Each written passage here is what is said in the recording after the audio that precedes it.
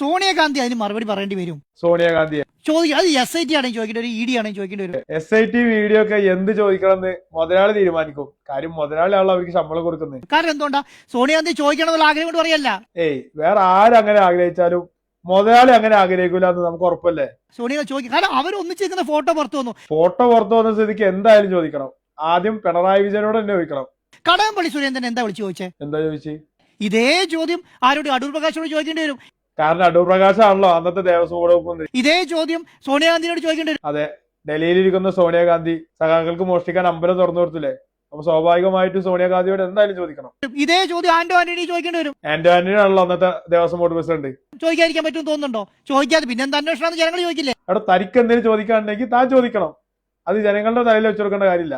ഇവരെ നിങ്ങൾ കോൺഗ്രസ്സുകാരെ മുഴുവൻ ഒഴിവാക്കിയിട്ട് എന്താ അന്വേഷണം എന്ന് ചോദിച്ചാൽ എന്ത് പറയും? കോൺഗ്രസ് ഭരിക്കുമ്പോഴല്ലേ മോഷണം പോയത്, അപ്പൊ സ്വാഭാവികമായും കോൺഗ്രസ്സുകാർ ചോദിക്കട്ടെ. 2006 തുടങ്ങിയിട്ടുള്ളത് പറഞ്ഞു. 2006 തുടങ്ങി 2026 വരെ ഭരിച്ചിട്ടുള്ള എല്ലാ ഭരണസമിതിയിലെ ആൾക്കാരോട് ചോദിക്കേണ്ടി വരില്ലേ? 2019 നടന്ന മോഷണത്തിന് 2006 മുതലുള്ള ഭരണസമിതിയോട് ചോദിക്കണം. അതിന്റെ വാജിവാഹനത്തിന്റെ കാര്യം ചോദിക്കേണ്ടി വരില്ലേ? എടോ, ഈ വാജിവാഹനം കൈമാറിയത് ഹൈക്കോടതിയുടെ അറിവെടുക്കൽ കൂടിയാണെന്ന് ഈ മരംകുത്തി മോറിനോട് ആരെങ്കിലും ഒന്ന് പറഞ്ഞു കൊടുക്കോ?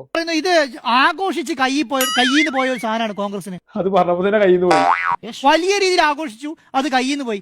അതെ, മാംഗോ ഫോൺ വരുമെന്ന് പറഞ്ഞ് താൻ പണ്ട് ആഘോഷിച്ചില്ലേ, മെസ്സി വരുമെന്ന് പറഞ്ഞ് ആഘോഷിച്ചത് ഓർമ്മയില്ലേ? അയ്യപ്പന്റെ പാട്ട് വെച്ചിട്ട് കോമാളിത്തരം കാണിച്ച പാട്ട് ഇതിനും അയ്യപ്പനും അത് കാണുന്നുണ്ടല്ലോ. അയ്യപ്പൻ എന്താ കണ്ടത്? എന്റെ